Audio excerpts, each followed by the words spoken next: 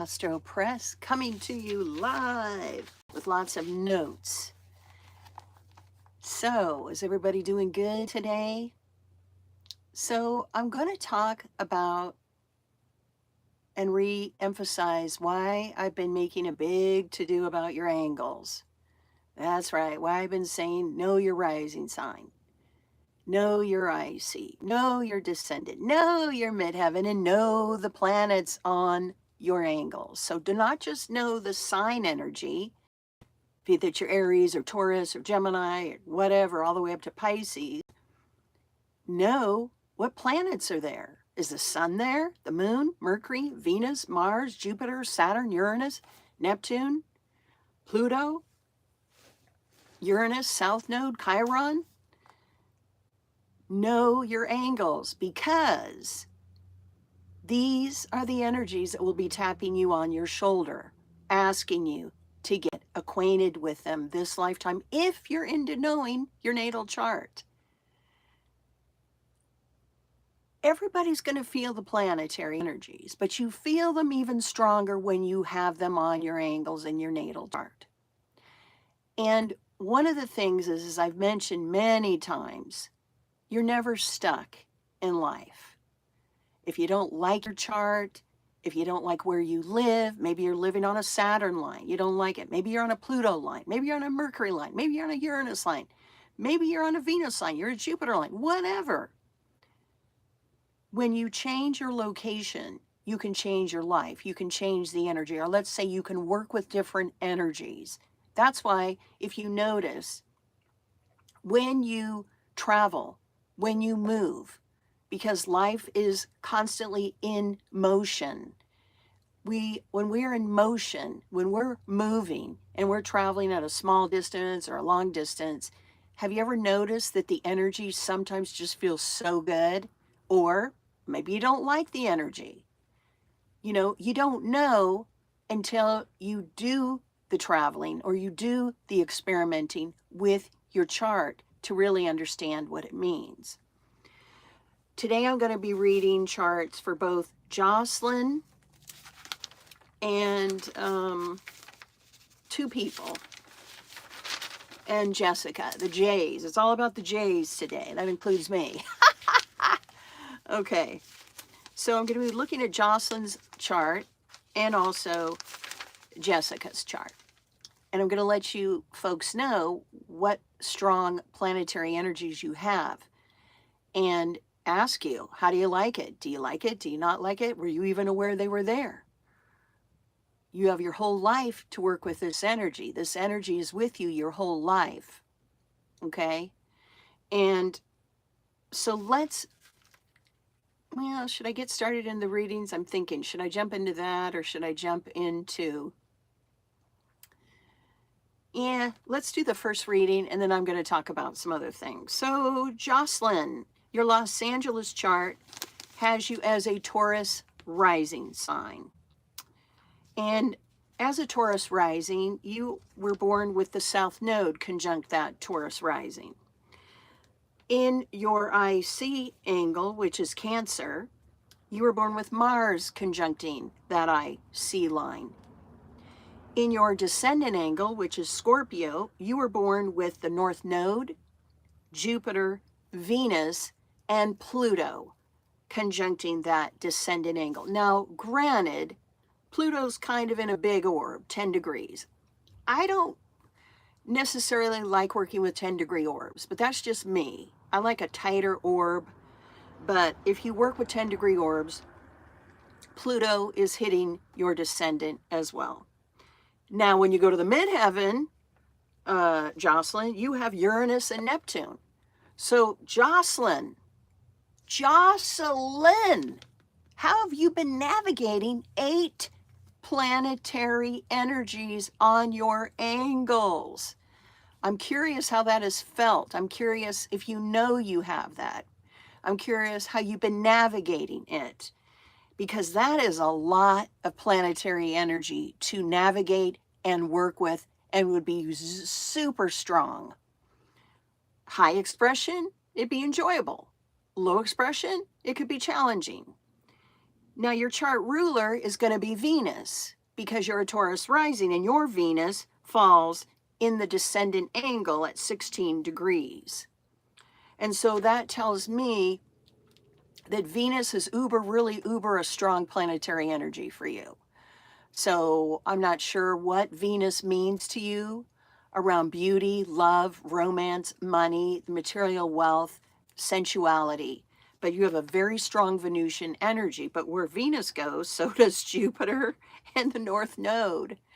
And so you've got those energies as well to deal with.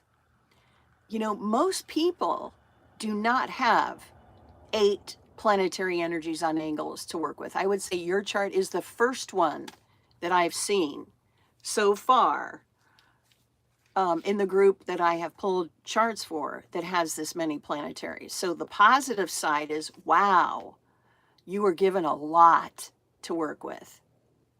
The negative side is, if those planets are not behaving, if you don't like them, if they drag you down, that may not be enjoyable. Now, Uranus and Neptune in the career sector, you know, that's not so bad, really. If you had Saturn there, maybe, you know, on top of everything, it could be more challenging, I'm thinking. Uranus would be unexpected surprises. Neptune is more creative expression that you have. My point is, you don't have Saturn in this mix of these 8 planetary bodies, and that might be a good thing because you got a lot like Jupiter and Venus and North Node. That's super lucky on the descendant.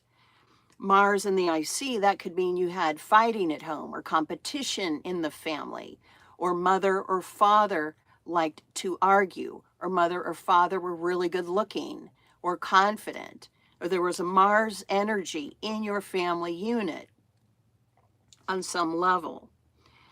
And so that is a lot. Now, what I'm going to say, which I haven't really said about everybody else, is that anytime, Jocelyn, that we are in Taurus season, Cancer season, Scorpio season, or Capricorn season, by that I mean when the sun is in Taurus, Cancer, Scorpio, or Capricorn, guess what? The sun is touching all these angular energies and the planetary bodies. You want to know that. So when Taurus season is in session, know that your South Node is probably going to be ignited. When Cancer season is in session, know that your Mars IC energy might be ignited. When Scorpio season is at play, the North Node, Jupiter, Venus, and Pluto may get ignited in your relationship sector. And when Capricorn is in season, which we are heading into here soon, Uranus and Neptune are getting activated for you. So that's a lot of energy. Everybody should know the planetary angles and the energy on the angles and any of the planetary bodies, and keep track of what happens when your season is at play. If you have planets in Aries, if one of your angles is Aries, Taurus, Gemini, Cancer, Leo, Virgo, Libra, Scorpio, Sagittarius, Capricorn, Aquarius, Pisces. Those of you who know your angles, follow the seasons. When the sun is in your season, the sun is basically on your angle. How do you want to work with it? Are you trying to improve your personality? Then you want to pay attention when the sun is hitting your rising sign. If your home life is, you're trying to work on the home life, you want to pay attention to when the sun is in the IC angle. If your relationships, you're looking for some fun there, pay attention to when the sun is in your season. Same goes for your midheaven. Trying to change your careers, you may have more luck when the sun is in your season. The moon is activating these points all the time because every single month, the moon gets to every single sign, usually. Now, when Mercury and Venus and Mars and Jupiter, and these are the transits, when transiting Mercury, transiting Venus, Mars, Jupiter, Saturn, Uranus, Neptune, Pluto, all of these, when they're in your sign or your angle, that's going to get ignited. And that is going to be strong. And that's why you want to know it. Yeah, we're all going to feel it. But when you have it on the angles, that's when you really feel it. That's when you really want to pay attention. Okay? So, back to Jocelyn, we mentioned that you've got so many planets in Los Angeles to deal with. That's a lot. But when you go to the East Coast, let's say you decide, you know what, I need to get out of town. Now, the 8 planets is down to 3 planets. And so in New York, you're going to be on a moon and Chiron energy on the IC, which is not an energy that you're on in Los Angeles, right? In New York, you're also going to be on a Saturn midheaven line. You don't have a Saturn, you're not on a Saturn line that I can see in the Los Angeles area. And so to experience the moon and Chiron in Saturn, which you may decide, hey, I'd like to know what that's like. You may go to New York. You may spend some time in New York. You may just work with the energy of the East Coast and see if you like it. Having the moon and Chiron on the IC means that's in the home life. You could find New York is comfy cozy for you, or you like people from the East Coast. You have Chiron there also. Chiron is in the family unit. There could be wounding. There could be healing that happens. Saturn in the midheaven. This is a serious taskmaster energy. Okay? So, Jocelyn, when we move you from Los Angeles to New York, you go from 8 planets on angles to 3. And then when we move you to Dallas, guess what? There are no planets on any of your angles in Dallas, Texas. And so what I'm getting to is this.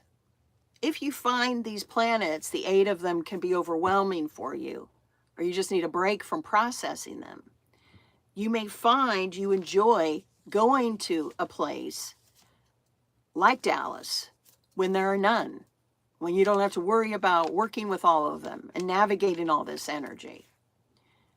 Because it's a lot to have that many planets. Now, thankfully, most of your planets are pretty darn good.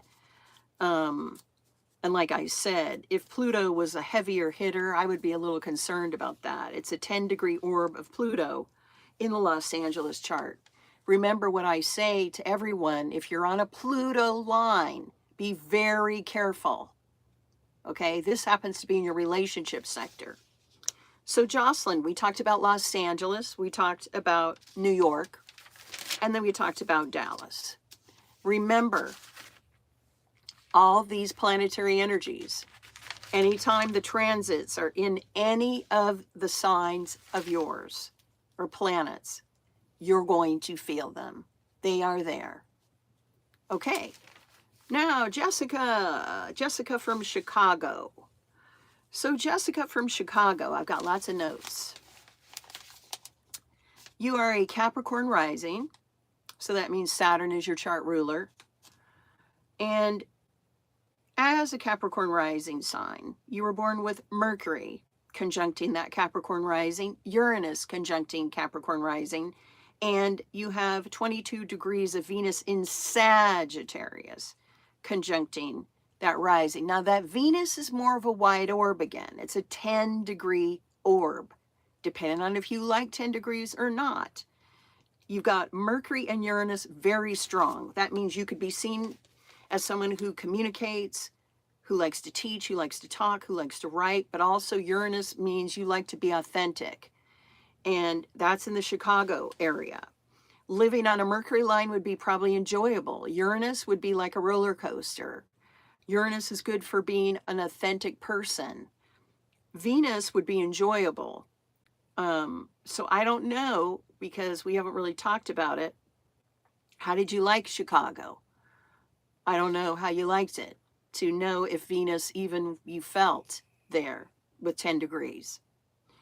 So for you, as a Capricorn rising sign, you have 3 planets only on your rising sign in Chicago. You don't have any planets on that Aries I see, none on the Cancer descendant, and none on your midheaven.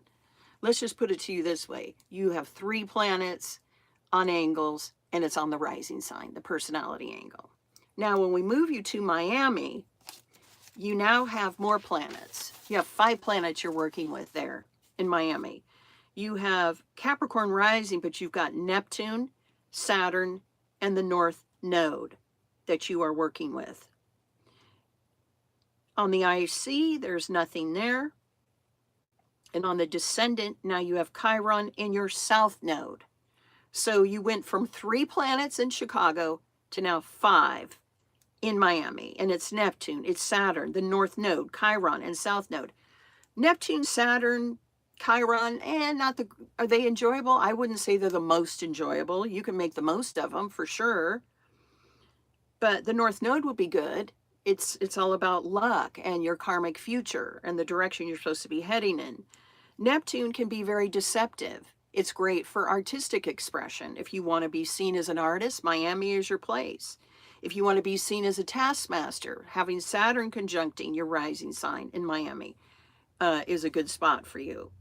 But when it comes to relationships, you've got this Chiron there, which means that you could find the people you date, or in your relationships, there's a lot of healing that needs to happen, or there's a lot of wounding there.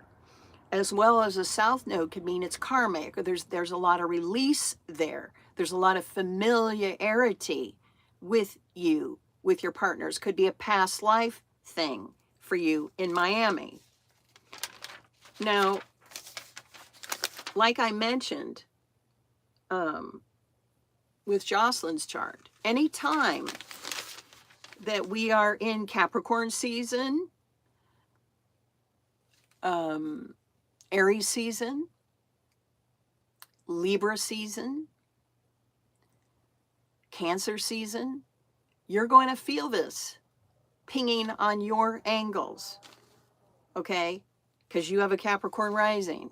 So if you have a Capricorn rising, that means you have a Cancer descendant in your natal chart, right? And if that's the case, your IC is Aries and your midheaven is Libra. So pay attention to the seasons of Capricorn, Aries, Cancer, and Libra, and see how they ignite your natal chart energies. The other thing is, let's say you decide, I've been in the East Coast, Midwest, now let me go over to the West Coast. So I located you over to Los Angeles. I like this energy for you, by the way.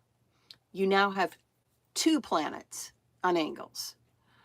And one of them is the sun, which is shiny and bright. And that's on a Sag rising sign. For Los Angeles, you're lucky. You're lucky in the Los Angeles area. Your personality, how you're seen, is lucky. And you have the sun there. So you really shine bright in that area. Great area for the spotlight. Great area to be seen.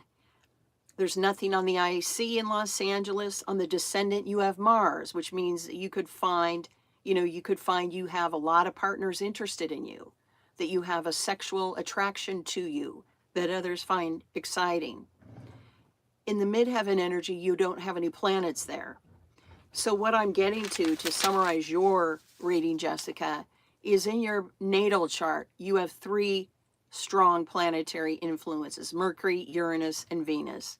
In Miami, you have 5. And in Los Angeles, you have the sun on your rising sign, and you have Mars on your descendant. So if you're going to ask me where I think the energy is great, I like the Los Angeles area for you. I do. But the question is not about me, it's about you. How do you like it? Have you been to the West Coast? What do you think of the West Coast? What do you think of people from the West Coast like me? Oh, gosh. Anyway, I want to just sum this up, everyone, and say that I cannot emphasize enough you knowing what your rising signs mean, what your ICs mean, what your descendant means, what your midheaven. If you're new and just tuning into my channel, your rising sign is the personality. The IC is the family unit. The descendant is the relationship. The midheaven is the career unit.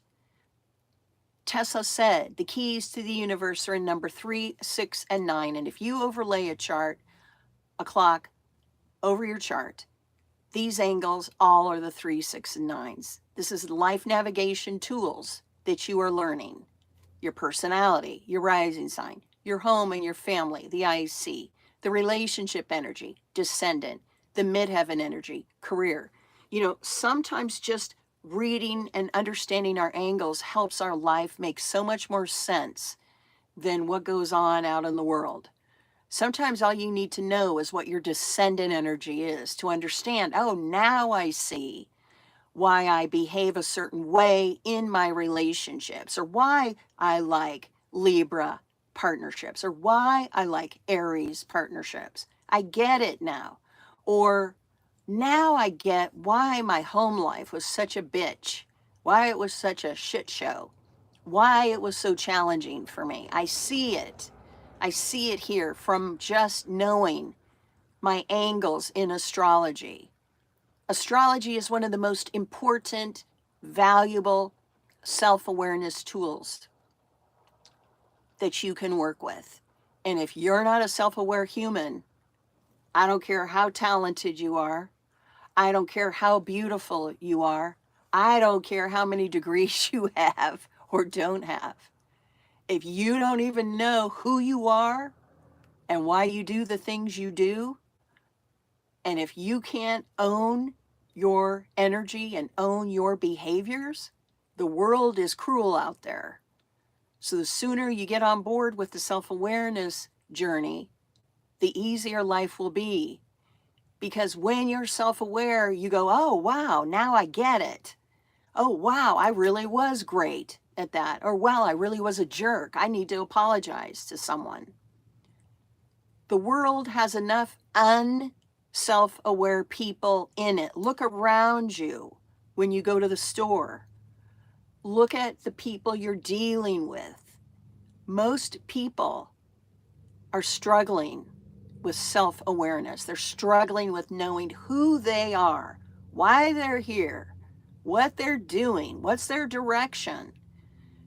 The greatest motivational speakers like Oprah Winfrey, Tony Robbins, and a plethora. God, I'm coming up with new vocabulary words. Plethora. That's a new one. Oh my gosh. There's a plethora of motivational speakers who will say, oh, Gary Vee, I love Gary Vee, who say, know who you are. That's a strength, knowing who you are. And we need more self-aware people on the planet. You know, those friends of yours, those family members who have been jerks to you, but, oh, they'll never apologize. If they were self-aware, I bet you they would. We need more people on the planet that are self-aware, humans. That's one of the reasons I started my channel. That's one of the reasons I do what I do. Now, astrology is fun for me.